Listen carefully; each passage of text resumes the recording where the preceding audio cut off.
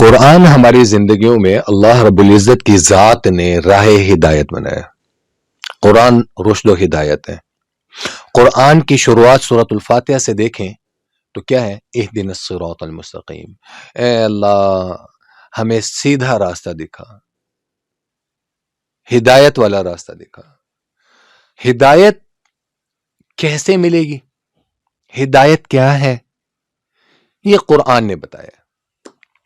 مفسر قرآن شیخ التفسیر حضرت احمد علی لاہوری نور اللہ مرقدہ، ساری زندگی انہوں نے قرآن پڑھایا، قرآن سمجھایا، زندگی قرآن کے نام وقف کر دی۔ حضرت احمد علی لاہوری رحمہ اللہ تعالی سے کسی نے پوچھا کہ حضرت ساری زندگی آپ نے قرآن پڑھا اور پڑھایا ہے، سمجھا اور سمجھایا ہے، حضرت قرآن کا خلاصہ کیا ہے؟ قرآن کہتا کیا ہے؟ قرآن کا دستور کیا ہے؟ قرآن اللہ کا نظام ہے، اللہ کا کانسٹیٹیوشن ہے۔ قرآن مختصر ترین قرآن کا خلاصہ کیا ہے؟ تو حضرت احمد علی لاہوری رحمہ اللہ تعالی فرماتے ہیں کہ میں بھائی قرآن کا خلاصہ، پورے قرآن کا خلاصہ اتنی دیر میں بیان کر سکتا ہوں کہ میں ٹرین پر ہوں، ٹرین پر سواری کرنے کے لیے میں جاؤں، میرا ایک پاؤں پلیٹ فارم پر ہو اور ایک پاؤں میرا ٹرین کے پائیدان پر ہو۔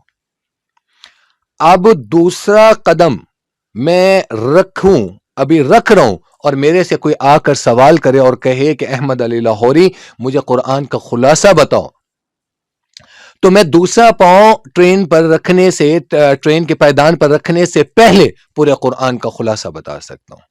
تو آدمی حیران ہو گیا کہ حضرت پورے قرآن کا خلاصہ اتنی دیر میں کہ ایک قدم اور دوسرے قدم، پہلے قدم اور دوسرے قدم کے مابین آپ پورے قرآن کا خلاصہ بتا دیں گے؟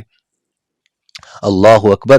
حضرت احمد علی لاہوری رحمہ اللہ فرماتے ہیں کہ پورے قرآن کا خلاصہ کیا ہے؟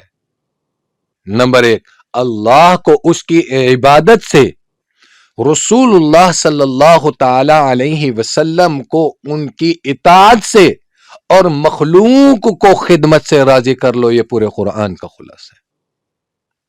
اللہ کو اس کی عبادت سے، اور اس کی عبادت جزوی عبادت نہیں، کلی عبادت۔ افتؤمنون ببعض الکتاب وتکفرون ببعض والا مصداق ہونا چاہیے ایمان، کلی اطاعت۔